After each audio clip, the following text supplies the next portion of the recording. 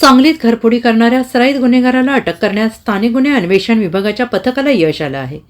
आकाश सतीश कवठेकर वयवर्ष 27 राहणार उमेदनगर कुपवाड असं संशयिताचं नाव आहे आणि त्याच्याकडून चांदीचे दागिने, रोकड, मोबाईल, दुचाकी असा 3 लाख रुपयांचा मुद्देमाल जप्त करण्यात आला आहे.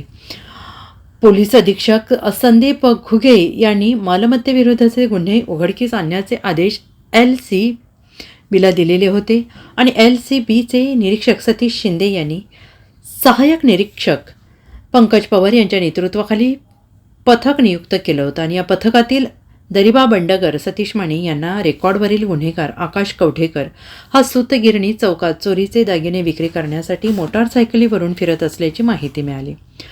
पथकाने सापळा रचून त्याला ताब्यात घेतलं. त्याची झडती घेतली असता त्याच्या सॅकमध्ये चांदीची भांडी, तांब्याची भांडी, मोबाईल, कटावणी मिळून आली आणि त्याची कसून चौकशी केली असता कुपवाड रस्त्यावरील पार्श्वनाथ नगरमधील बंगला फोडून दागिने चोरल्याची कबुली दिली. त्याला पुढील तपासासाठी संजयनगर पोलिसांकडे वर्ग करण्यात आले आहे. कवठेकर हा रेकॉर्डवरील गुन्हेगार असून त्याच्यावर सांगली शहर, विश्रामबाग, संजयनगर, कुपवाड MIDC पोलिसात मालमत्तेविरुद्धचे गुन्हे दाखल आहेत. Bureau report SBN Marathi, Sangli.